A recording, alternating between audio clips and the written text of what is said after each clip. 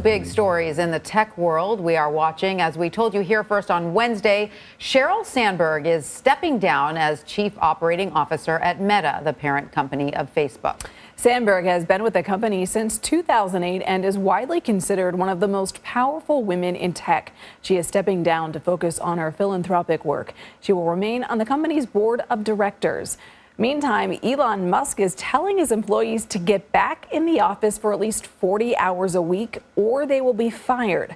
CBS News tech reporter Dan Patterson joins us now for more on both of these stories. Yeah, a lot going on. Let's start with Sheryl Sandberg. What is the significance of her departure from Meta? Well, I will put this in the terms of one very senior Facebook executive last night when I asked him the exact same question. And this person said, epic.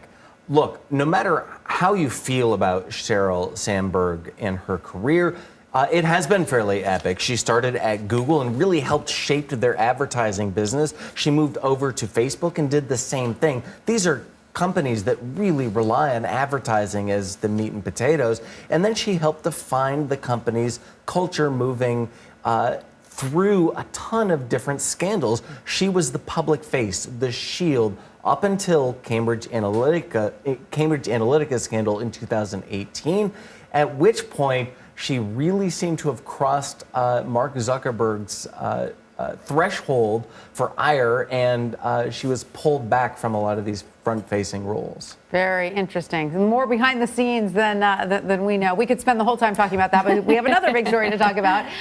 Tesla and SpaceX CEO Elon Musk is now telling his employees they must be in the office for 40 hours a week or they're out. What's behind that story, Dan? Well, this is pretty fascinating. Musk sent an email to employees yesterday that was, well, it was pretty shocking. A lot of companies have these return to office policies, and most companies are fairly flexible. Musk said that you need to be back in the office 40 hours a week. And he said, look, this is how employees contribute. It is how companies survive, thrive, and innovate for the future. I'm paraphrasing a little bit there, but what he said is that Tesla, through their challenging period, 2017 and 18, Musk slept on the floor, allegedly, of Tesla and helped build them into the company they are today. That's him taking credit for what Tesla has accomplished. But he is saying that employees need to be together in order to collaborate.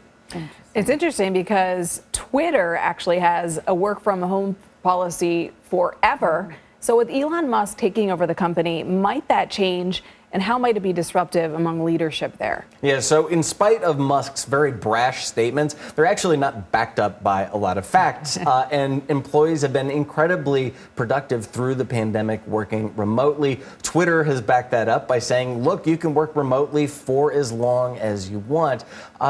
Musk taking over Twitter could change that, but it's not clear that Musk is going to take over Twitter. I was going to say, any updates on that story? What's happening there, Dan? Well, again, we could spend all afternoon talking about will he or won't he, but really this is, it is contingent on the price of Twitter. The board has said that, look, we're going to hold him to that. He has said, no, there's too many bots. I can't buy it at this price. So who knows what's going to happen there? Yeah. It is like the shrug emoji. We don't know. But it is certainly fodder for a lot of conversation in these companies and in the news. Dan Patterson, thank you so much. Who knew the tech world was so much like a soap opera, right? I mean, the latest installment. It sure is. Thank you so much, Dan Patterson. Good to see you. Thank you.